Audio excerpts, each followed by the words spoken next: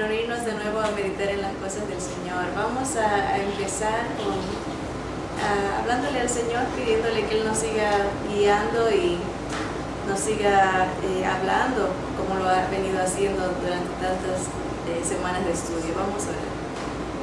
Amado Padre, Señor, venimos delante de tu preciosa presencia, Señor, donde encontramos plenitud de gozo, encontramos la paz permanente, Señor, tu presencia santa que nos abraza, Señor, tu amor, tu misericordia. Gracias, Padre, por este nuevo día de vida, Señor, por tu gracia, por la libertad de abrir tu palabra, Señor. Háblanos, Padre, y llénanos de esa paz que sobrepasa todo entendimiento, Señor, esa paz perfecta que solo viene a través del Príncipe de Paz, nuestro Señor Jesús. Te amamos, Padre, perdónanos nuestros pecados, límpianos cada día más, renueva un corazón recto en nosotros, Señor, y un espíritu noble nos sustente, Padre. Te damos gracias y toda la gloria a ti, en el nombre de Jesús. Amén. Amén. Bien, la semana pasada vimos algunos retratos, algunas fotos de la paz que Jesús experimentó a través de diferentes circunstancias, ¿verdad? Cómo Él nos muestra que se puede tener paz en la soledad. ¿Se acuerdan cuando estaba chiquito, a los 12 años se perdió? Supuestamente, no, para sus padres Él estaba perdido por varios días, pero Él, tranquilo en las cosas del Señor desde pequeño, experimentaba aún en su naturaleza humana. Acuérdense que Él es Dios, pero también 100% hombre, ¿no? Podía experimentar las mismas emociones que nosotros, el temor, ¿verdad? La incertidumbre, pero aún en su juventud, en su niñez, Él nos muestra la dependencia de a su padre, ¿verdad? Estaba en los negocios de su padre, esa profunda paz en la soledad. También vimos que se puede tener, Él nos muestra que hay paz en la necesidad, ¿verdad? ¿Se acuerdan cuando había hambre, 5,000 hombres hambrientos, miles de niños y de mujeres? Se calcula que era una multitud de más de 10,000 personas. Normalmente las mujeres somos siempre más que hombres. Donde hay un hombre hay como 5 mujeres mínimo, ¿verdad? Entonces, si eran 5,000 hombres, estamos hablando de una multitud, contando los niños, fácil, de más de 15,000 gente con hambre. Y el Señor muestra su paz en la dependencia de que Dios va a proveer, ¿verdad? Paz en la necesidad física y en la necesidad material. El Señor mostró esa paz. También vimos la semana pasada que el Señor mostró su paz en la tormenta, ¿verdad? ¿Se acuerdan cómo Él está en control de todo lo visible y lo invisible, ¿verdad? La naturaleza se somete a su poder. Paz en la tormenta, y nosotros todos pasamos por momentos de soledad, momentos de necesidad, momentos de tormentas en nuestra vida. Y la presencia de Dios ahí en esas tormentas, en todos los detalles de estas circunstancias, el punto es de que se ve la gloria de Dios, ¿verdad? Se ve su poder manifestado y hay paz en ese proceso, ¿verdad? Ahora vamos a ver dos más y esperamos terminar esta característica del fruto del Espíritu, que es la paz, con dos circunstancias diferentes en las que el Señor muestra la paz, y es la paz en el dolor y en la espera, que es muy difícil para nosotros tener paz cuando tenemos que esperar el tiempo de Dios. Y para eso vamos a ver la historia de Lázaro. Cuando Lázaro muere, era una familia, Lázaro y sus 2 hermanas, María y Marta, eran muy cercanas al Señor. Era una familia que el Señor amaba grandemente. Y para eso vamos a abrir en el libro de Juan capítulo 11. Aquí vamos a ver el retrato, la foto de la paz en la espera y paz en el dolor. Todos sabemos la historia Lázaro estaba enfermo y el Señor estaba lejos. Le llegan noticias de que Lázaro está gravemente, está en su lecho de muerte ya, agonizando, y el Señor le dice a sus discípulos que esa enfermedad no era para muerte, sino para la gloria de Dios, y todos piensan que el Señor se está refiriendo que se va a sanar. Y aquí vemos esas paradojas, ¿verdad? Como uno malinterpreta, a veces dice, Dios me va a contestar de cierta manera, y Dios responde de otra manera, como no nos imaginábamos, pero es para la gloria de su nombre. Veamos en el versículo 1 del capítulo 11, dice: estaba entonces enfermo uno llamado Lázaro de Betania, la aldea de María y de Marta su hermana. María, cuyo hermano Lázaro estaba enfermo, fue la que ungió al Señor con perfume y le enjugó los pies con sus cabellos. Esto va a pasar una semana después, cuando el Señor ya va a entrar hasta su semana de pasión. María le enjuga los pies con un perfume carísimo. El equivalente a nuestros tiempos, han sacado cálculos que era más de $50,000 en cuanto a nuestros tiempos, ese jarrito de alabastro, de perfume en el alabastro. Era el salario de un año de trabajo de ese entonces, pongámosle aquí equivalente miles de dólares, y ellas le muestra el amor al Señor, lo prepara para su sepultura, para su muerte. Dice el versículo 3: enviaron pues las hermanas para decir a Jesús: Señor, he aquí el que amas está enfermo. Oyéndolo Jesús dijo: esta enfermedad no es para muerte, sino para la gloria de Dios, para que el Hijo de Dios sea glorificado por ella. Tengan en mente siempre ese versículo, hermanos, cuando estén pasando enfermedad. No necesariamente uno busque rápidamente la sanidad, sino que Dios obre a través de esa circunstancia para que su gloria sea manifestada. ¿Cómo? Ahorita vamos a ver diferentes maneras como la gloria de Dios se puede manifestar en nuestra vida. Versículo 5 dice: y amaba Jesús a Marta, a su hermana y a Lázaro. Cuando oyó pues que estaba enfermo, se quedó 2 días más en el lugar donde estaba. Luego, después de esto, dijo a los discípulos: vamos a Judea otra vez. Le dijeron los discípulos: Rabí, ahora procuraban los judíos apedrearte, ¿y otra vez vas allá? Respondió Jesús: ¿no tiene el día 12 horas? El que anda de día no tropieza porque ve la luz de este mundo, pero el que anda de noche tropieza porque no hay luz en él. Dicho esto, les dijo después: nuestro amigo Lázaro duerme, mas voy para despertarle. Dijeron entonces sus discípulos: Señor, si duerme, sanará.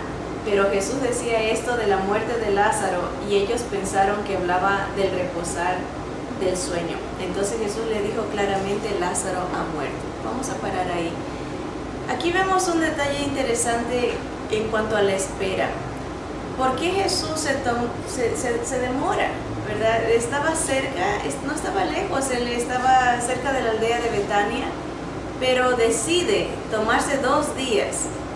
Muchos estudiosos creen que él esperó porque los judíos tenían la idea, tal vez era como una idea cultural de que cuando alguien moría, el espíritu de esa persona rondaba cerca del cuerpo por 3 días.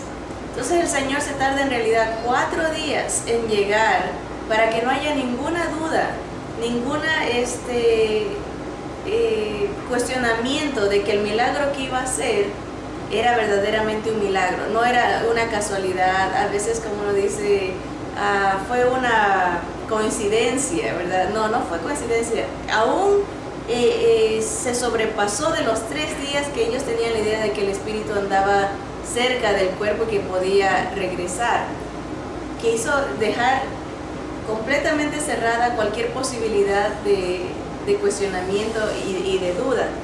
Pero en ese proceso, no solamente por eso, pero al demorarse más, su poder va a ser más manifiesto, porque cualquiera pudo haber dicho estaba medio, ya ven que a veces la gente tiene pequeños derrames cerebrales o que parecen ataques cardíacos que parecen que la persona se desmaya, quedó muerto, dice murió, pero después reacciona y sale de esa coma o de esa... el Señor se demora para que su poder, el milagro que va a hacer sea completamente un milagro, no había posibilidad. Pero en el proceso cualquiera podríamos experimentar angustia, ¿verdad? Allá está mi ser querido, allá está mi familia amada, ¿verdad? Mis amigos, yo quiero estar ahí. Humanamente el Señor, su cuerpo lo limitaba, estaba lejos, como Dios estaba con ellos, ¿verdad? Pero Él quería estar ahí y tenía que someterse a ese tiempo de espera, que para todo el Señor cumplió las cosas al pie de la letra. Decía, todavía no es tiempo, cuando habían cosas que querían, por ejemplo, declararlo rey, Él decía, mi tiempo no ha llegado. Hasta la misma mamá le dijo, mujer, ¿qué tienes conmigo? Mi tiempo todavía no ha llegado, ¿verdad? Cuando quería que haga el milagro, ¿verdad? Él se sometía al tiempo de Dios. Había una dependencia, un sometimiento, una obediencia al plan de Dios. Y a veces en esos procesos para nosotros es muy difícil esperar el tiempo de Dios, pero Jesús experimentaba esa paz, Él tenía esa confianza de que su Padre iba a manifestarse. Miren lo que pasó. Dice el versículo 14, el 15, dice, y me alegro por vosotros de no haber estado allí para que creáis, mas vamos a Él. Dijo entonces Tomás, llamado Dídimo, a sus condiscípulos, vamos también nosotros para que muramos con Él. Versículo 17 del capítulo 11. Vino pues Jesús y halló que hacía ya 4 días que Lázaro estaba en el sepulcro. Betania estaba cerca de Jerusalén, como a 15 estadios, y muchos de los judíos habían venido a Marta y a María para consolarlas por su hermano. Aquí vemos algo importante, la oportunidad que se presenta cuando hay una pérdida, un dolor en la familia. Estaba llena la casa de amistades, gente que había venido de lejos, y el Señor está esperando ese momento para manifestar su gloria. Porque si Él se aparece cuando recién está enfermo, solamente hubiese estado María, Marta, tal vez algunos 2, 3 personas, pero aquí está completamente lleno de visitas, de amistades y todo. El Señor está buscando la oportunidad de manifestar su gloria. Eso es un detalle que tenemos que tener en mente cuando estemos pasando por circunstancias difíciles. Dios quiere manifestar su gloria a nuestra familia, a nuestros amigos, ¿verdad? Dice entonces, el versículo 20. Entonces Marta, cuando oyó que Jesús venía, salió a encontrarle, pero María se quedó en casa. Marta le dijo a Jesús, Señor, si hubieses estado aquí, mi hermano no habría muerto, mas también sé ahora que todo lo que pidas a Dios, Dios te lo dará. Jesús le dijo, tu hermano resucitará. Marta le dijo, yo sé que resucitará en la resurrección en el día postrero.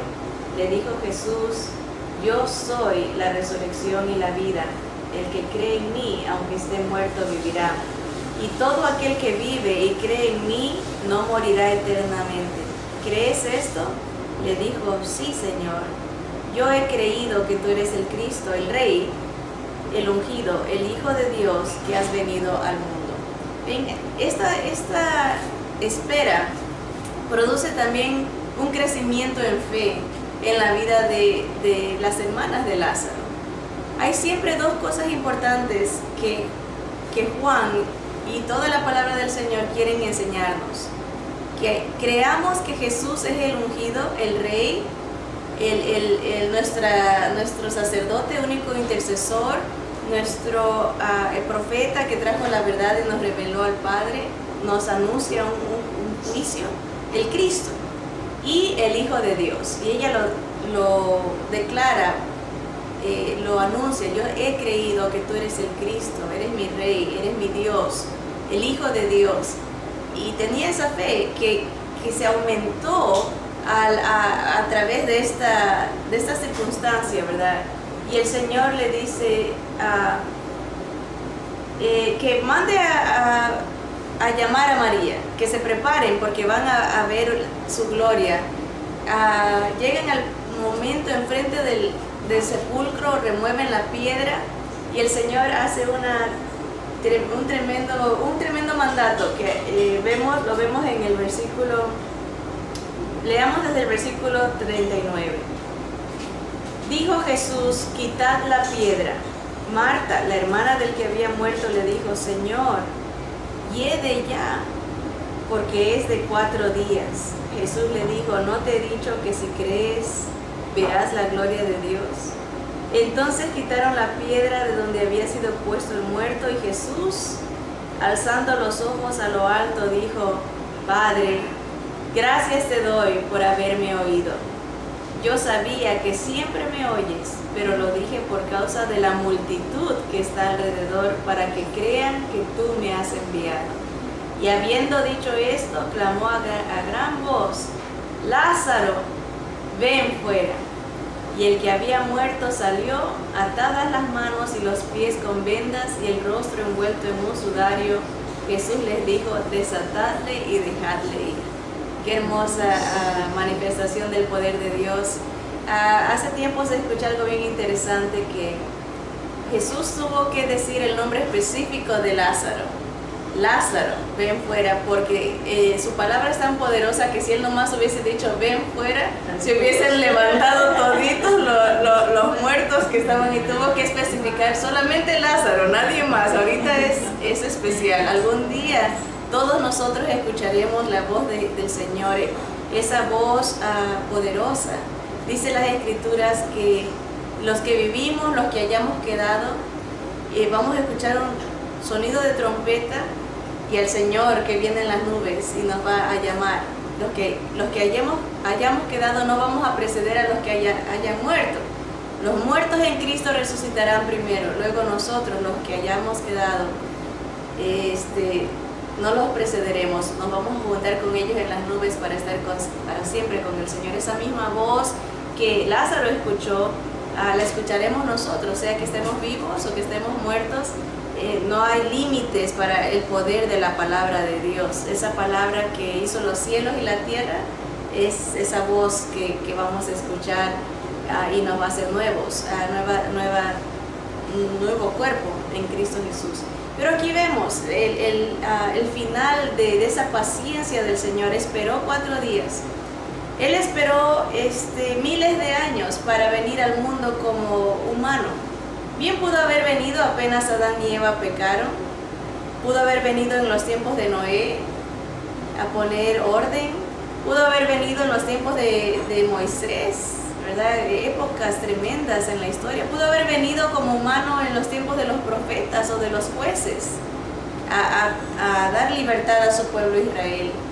Pero no, esperó miles de años para hace 2000 años venir como encarnado, como hombre, ¿verdad? La paciencia del Señor. Dice que Él todavía no viene en su segunda venida, porque es paciente, no queriendo que nadie perezca, sino que todos procedan al arrepentimiento. El Señor tiene esa paciencia, tiene esa paz en la espera, no se acelera, ¿verdad?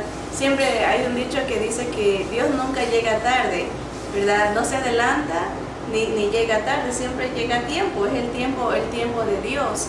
Y aquí Él pasaron 4 días que tuvo que esperar, pero esa espera logró un propósito glorioso de que muchos vean el poder de Dios, de que la fe de Marta y de María crezca. Imagínense Lázaro, ¿verdad? Que llegó a ver el más allá, tiene la bendición de venir, estar con el Señor todavía un poco de tiempo más.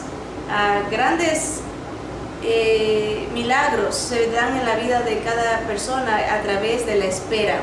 Hubo paz en el Señor en la espera. No sé en qué circunstancia usted tal vez esté pasando algo que el Señor le dice: espérate, no te aceleres, ¿verdad? Espera en mí, que mi gloria se va a manifestar si eres paciente, ¿verdad? Si aprendes la obediencia, si aprendes a depender de mí como Él dependió de su Padre. Lo lindo como Él ora: yo sé que ya me oíste, ¿verdad? No lo dice en un futuro, sé que me vas a oír. Noten el versículo 41, la última parte, dice: Padre, gracias te doy por haberme oído. El Señor ya, para él ya era pasado, ya sabía lo que iba a acontecer y ya había acontecido en su omnisciencia, en su todo conocimiento. Así que una más paz en el esperar, paz en la tormenta, paz en la necesidad y paz en la soledad. Ahora vamos a ver el último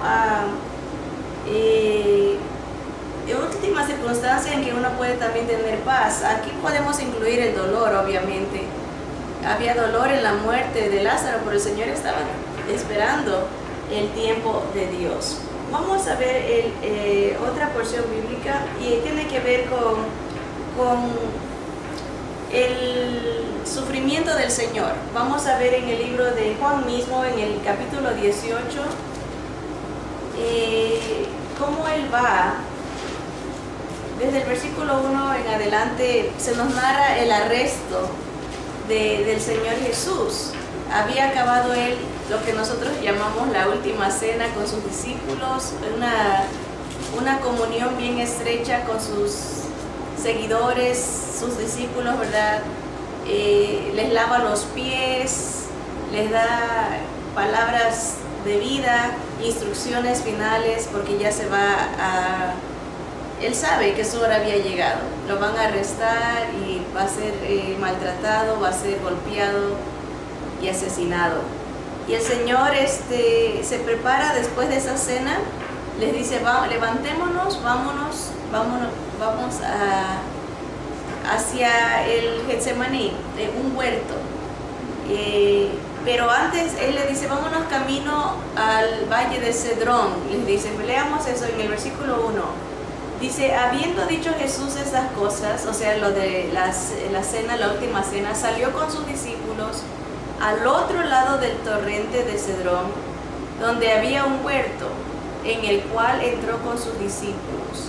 Y también Judas, el que le entregaba, conocía aquel lugar, porque muchas veces Jesús se había reunido allí con sus discípulos.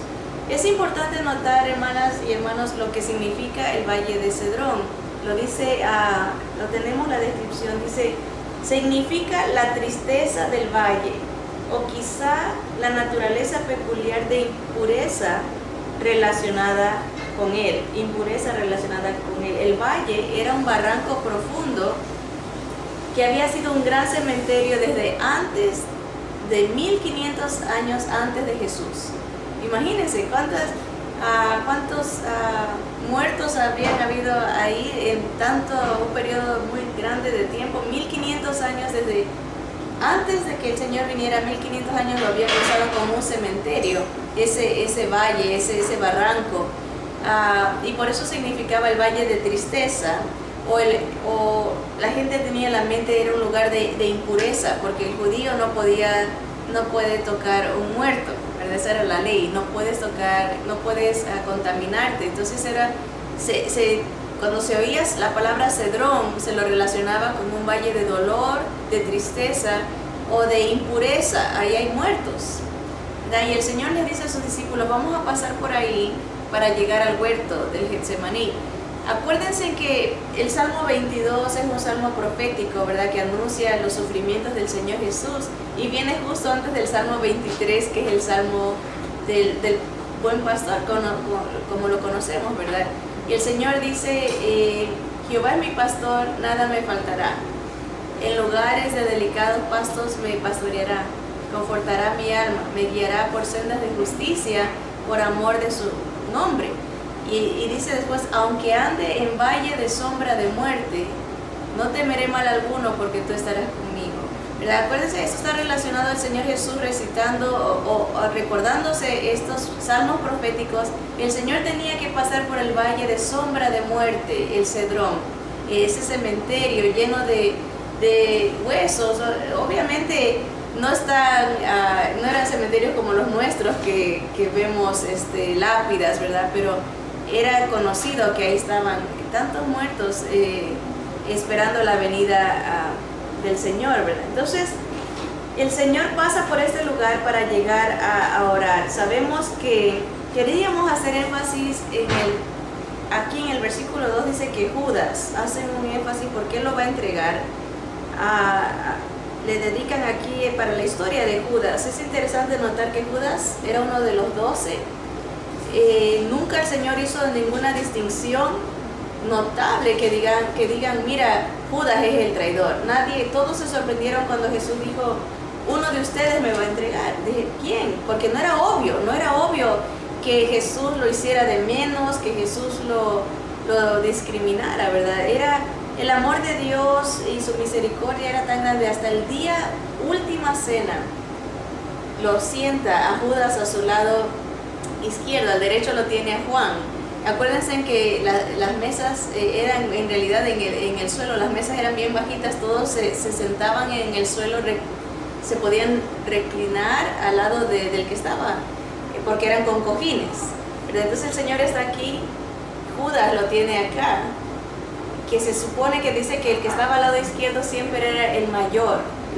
Nos da la idea de que Judas era el mayor del grupo, y al lado derecho el menor, Juan, el que escribe este libro, y él fue el último discípulo en morir en la isla de Patmos, allá en el exilio, viendo la revelación del Señor. Nos escribe el Apocalipsis, se calcula que tenía como 96 años. Entonces, a lo que voy es que Jesús se dirige en esa cena y le dice a Judas, al que lo tiene aquí al lado, porque acuérdense que dice, el que remoja la copa, ese es el que me va a entregar, ese era el que estaba al lado de él.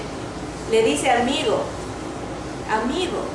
¿verdad? Hasta el último le está dando oportunidad, como, no lo hagas, ¿verdad? Arrepiéntete.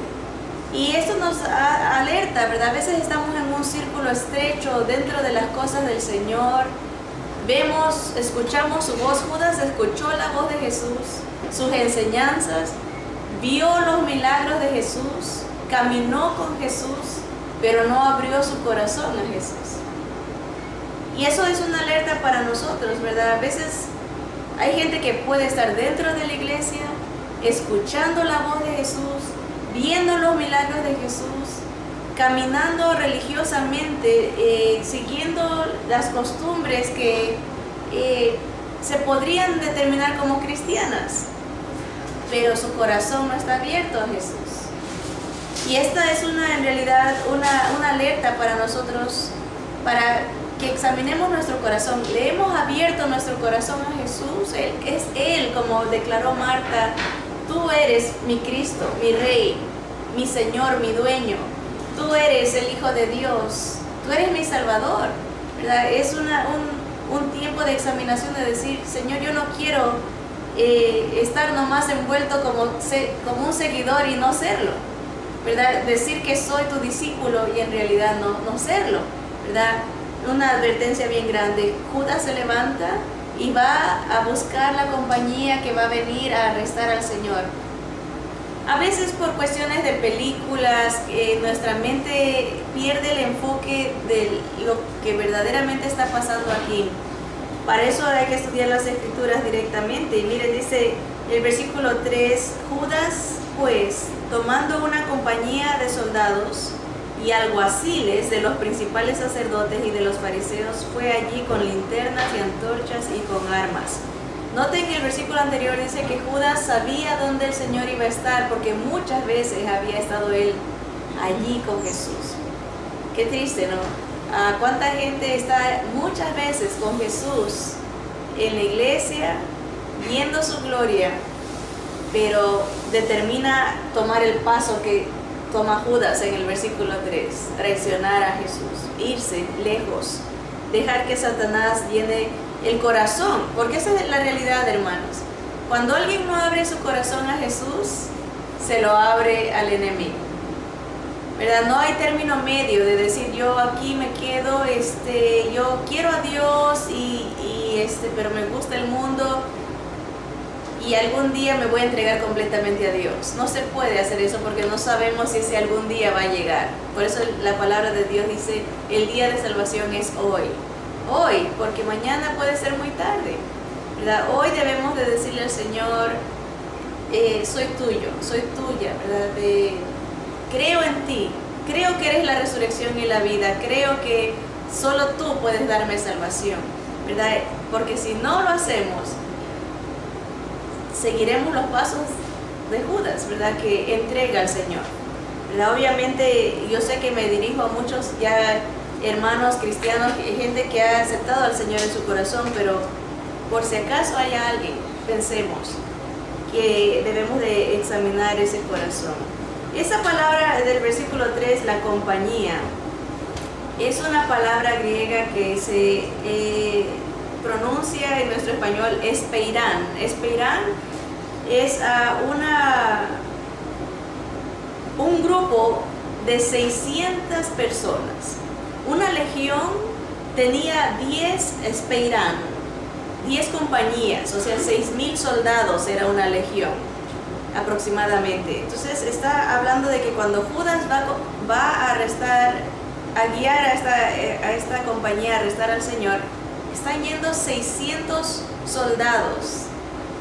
Aparte están yendo alguaciles del templo, de los que cuidaban y hacían las obras en el templo hermoso que había hecho Herodes. Están yendo fariseos, están en un grupo de muchos enemigos del Señor que se unen para supuestamente tumbarlo. Ahora, prestemos atención. Ellos van con la idea, lo vamos a arrestar. Somos 600 contra 1 y sus 12 seguidores miedosos. No había, humanamente hablando, no había manera de que el Señor pueda vencer, pero las Escrituras nos narran algo interesante. Miren en el versículo 4, pero Jesús, sabiendo todas las cosas que le habían de sobrevenir, se adelantó y les dijo: ¿a quién buscáis? Le respondieron: a Jesús Nazareno. Jesús le dijo: yo soy. Marquen esa palabra yo soy, que es el nombre de Dios, el nombre con el que se reveló Dios a Moisés. Yo soy el que soy. Si tuviéramos una Biblia original, o sea que esté en griego, el nombre yo soy está todo en mayúscula, igual en el Antiguo Testamento. Y aquí, cuando el Señor, aquí en la traducción no nos lo pusieron en mayúscula, nomás dice yo soy, y pareciera como que se está identificando, así como uno dice aquí presente. No, Él está diciendo el nombre de Dios, el Yahweh. Cuando le dijeron, Él dice: ¿a quién buscáis? A Jesús Nazareno. Yahweh les dice así: yo soy el Jehová en el español, ¿verdad? Le llaman el tetragramatón, que es 4 letras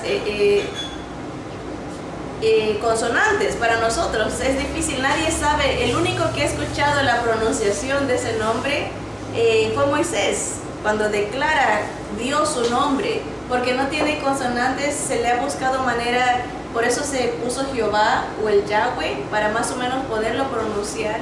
Pero eso dice Jesús, le pregunta quién es, y él dice Yahweh. Y miren lo que les pasa, dice el versículo 6, dice: cuando les dijo yo soy, retrocedieron y cayeron a tierra. Se pueden imaginar 600 hombres. A veces en las películas nomás vemos unos 3, 4 soldados ahí. 600 hombres o más. En el momento que Jesús declara su nombre, se declara Dios, se vienen al suelo toditos, como un dominó, y se uno tras otro, se caen a tierra al oír el nombre de Dios, ¿verdad? Y se vuelven a parar y dicen otra vez: volvió pues a preguntarles: ¿a quién buscáis? Y ellos dijeron: a Jesús Nazareno. Respondió Jesús: os he dicho que yo soy Yahweh. Otra vez: pues si me buscáis a mí, dejad ir a estos, para que se cumpliese ¿dónde está? Para que se cumpliese aquello que había dicho: de los que me diste no perdí ninguno.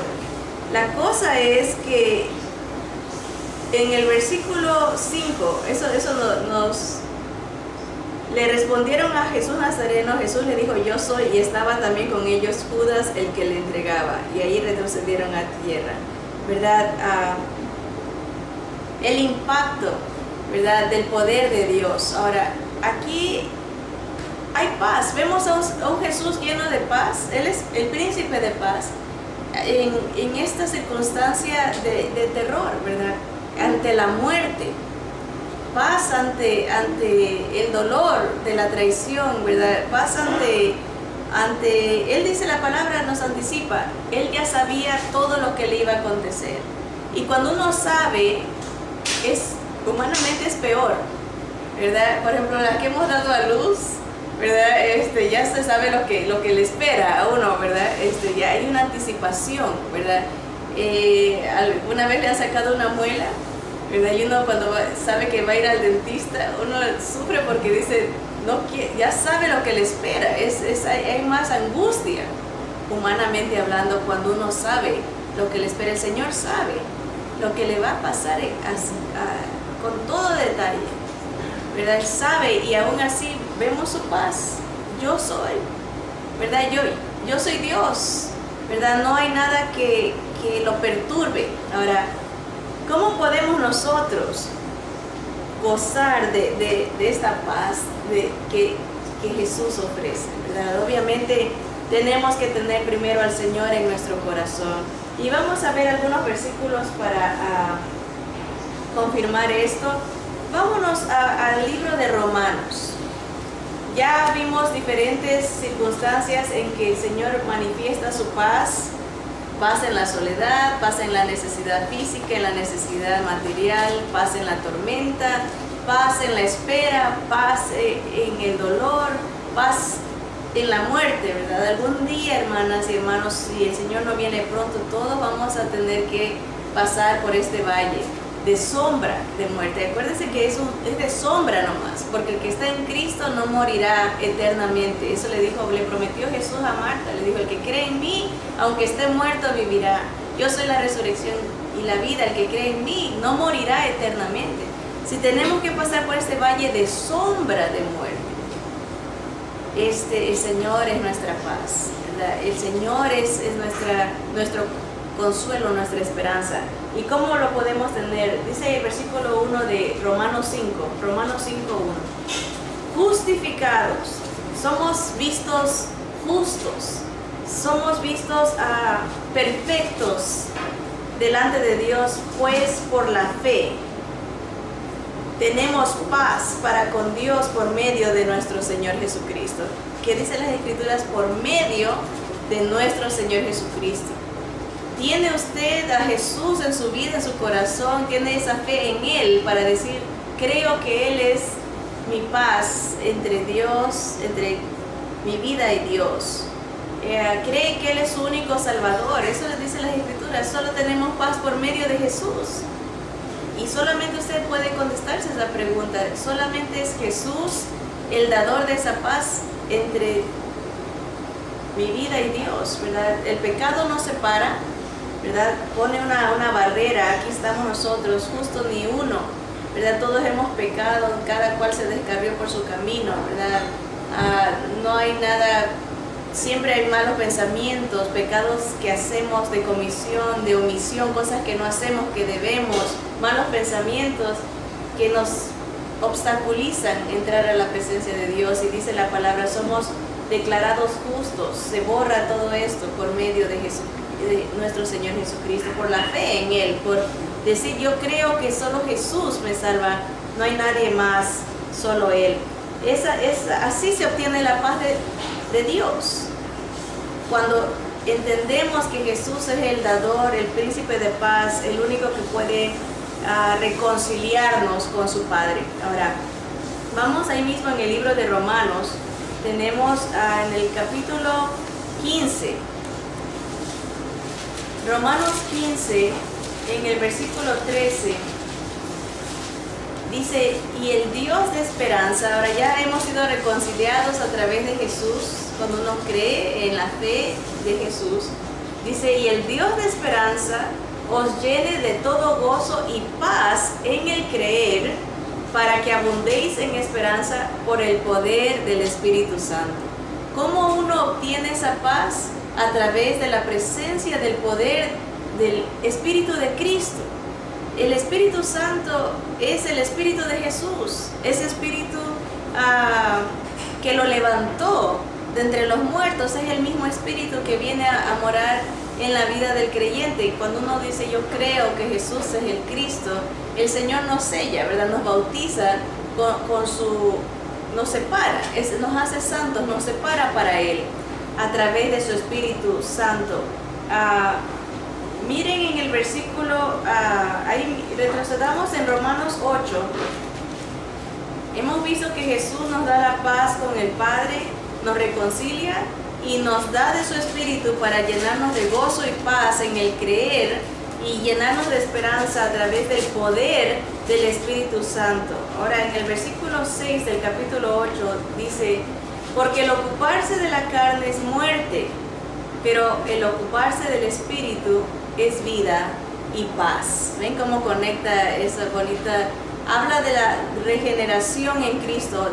Empieza el capítulo diciendo, ninguna condenación hay para los que están en Cristo Jesús, ¿verdad? Los que no andan conforme a la carne, sino conforme al Espíritu. Acuérdense que cuando uno viene a Jesús, experimenta inmediatamente un milagro, que es ser nueva criatura, ser renovado, nuevos pensamientos, nueva vida, nuevo espíritu está en nosotros. Y por eso dice, una vez que uno tiene ese espíritu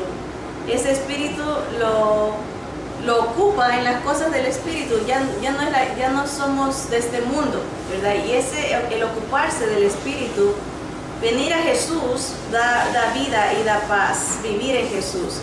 Miren en el versículo 14 y 15, dice, porque todos los que son guiados por el Espíritu de Dios, estos son hijos de Dios.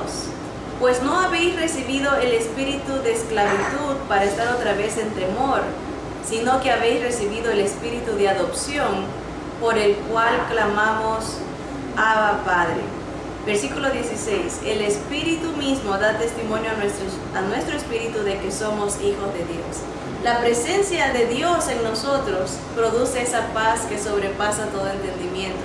La semana pasada vimos la ecuación de la paz en Filipenses que nos da Pablo, Filipenses 4:6, que dice que sean conocidas con toda oración y súplica nuestras peticiones delante de Dios. Número 1, con acción de gracias, oración más agradecimiento, gratitud, es igual, y la paz de Dios que sobrepasa todo entendimiento guardará vuestros corazones y vuestros pensamientos en Cristo Jesús. Entonces tenemos la presencia del Espíritu Santo, el ocuparnos en estar en las cosas de Dios, nos trae vida y paz, ¿verdad? El estar sometidos en oración, dependencia, oración más gratitud, nos trae la paz que sobrepasa todo entendimiento. Entonces vemos cómo se coordinan las cosas. Dios nos da de su Espíritu, nos perdona cuando creemos en Jesús, nos adopta, un espíritu de adopción, no un espíritu de temor. Ese espíritu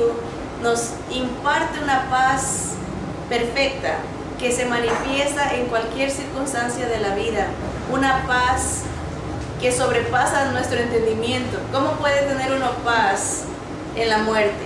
¿Cómo puede tener uno paz en una tormenta? ¿Cómo puede tener uno paz en la enfermedad, en la necesidad, en la espera, en la soledad? Es algo que sobrepasa nuestro entendimiento, pero así funciona la paz de Dios, porque manifiesta la gloria de Dios. Leamos este versículo en Isaías 26. Isaías 26 nos da otra ecuación para la paz que va de la mano con Filipenses. Obviamente Pablo conocía las escrituras del Antiguo Testamento, pero dice el versículo 3 de Isaías 26, tú, hablando de Dios, guardarás en completa paz a aquel cuyo pensamiento en ti persevera, porque en ti ha confiado. Qué hermoso versículo, ¿verdad? Márquenlo, subrayenlo, memorícenselo. Tú, Dios, guarda en perfecta paz, Isaías 26:3, a aquel o a aquella persona cuyo pensamiento en ti persevera. Recordemos que la manera que el enemigo trabaja es a través de nuestra mente. Pone ideas, temores, mentiras, ¿verdad? Lo dijimos la semana pasada, este acróstico de la palabra fear, en inglés temor, F, falsa, E, evidencia, apareciendo real. Así nos habla el enemigo, falsas evidencias que parecen verdad. Tú no puedes, ¿verdad? Eres un fracaso, ¿verdad? Tu Dios no te contesta, ¿verdad? ¿Por qué lo sigues si te falla, ¿verdad? Mira cuánto te hace esperar. Mentiras.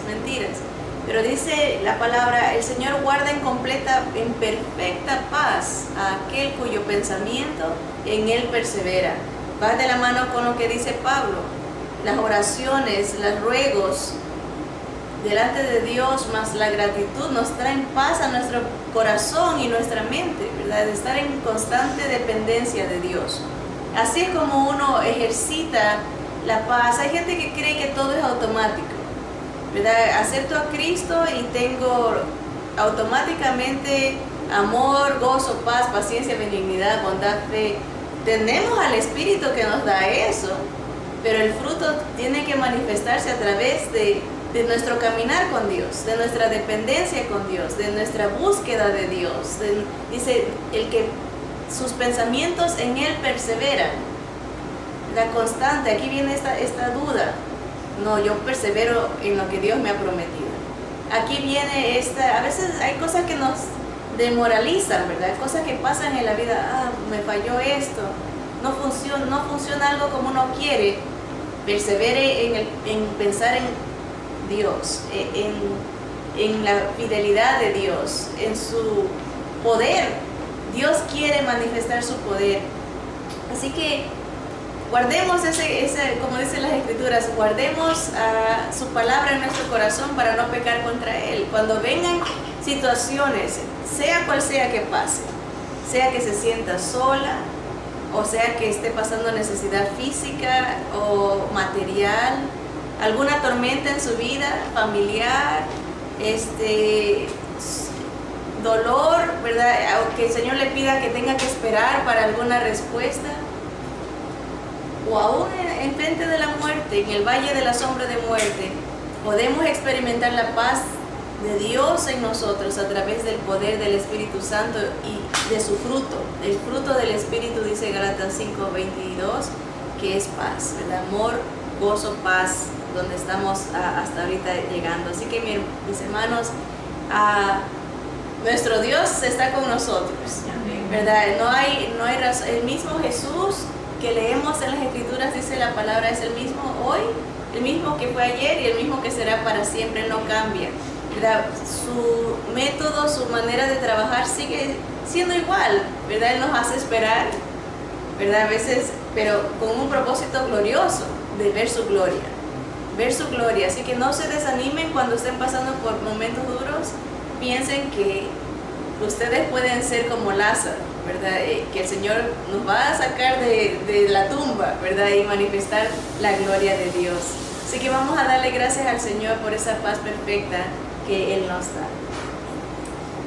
Padre hermoso, Señor, no hay nadie como tú, tan perfecto, Señor, tan grande. Los cielos cuentan tu gloria, Señor, y un día emite palabra otro día y dan sabiduría de quién eres tú, Señor. El yo soy, el gran yo soy, ese alfa y ese omega, el principio y el fin, al cual todos daremos cuenta, Señor, y te damos gracias porque algún día vamos a reconocer con toda la creación que tú eres Señor, que no hay nadie como tú, que tú eres el Rey de Reyes y Señor de Señores, Padre. Te damos gracias porque en cada circunstancia, Señor, podemos ver tu paz. Santo Espíritu, gracias por llenarnos de ti, de tu presencia, de tu gozo, de tu amor. Señor, gracias por estas historias de tu vida, Señor. Desde tu juventud hasta el día de tu muerte, Señor, te sometiste a la obediencia por amor a nosotros, Señor. Padre, nos mostraste el camino a través de Jesús, la gloria, Señor. Te bendecimos, te damos gracias, Señor, por esa paz que sobrepasa todo entendimiento, porque sabemos que muchos hermanos, como dicen las Escrituras, sufren los mismos padecimientos que nosotros, Señor, pero es por un poco de tiempo, porque viene la victoria.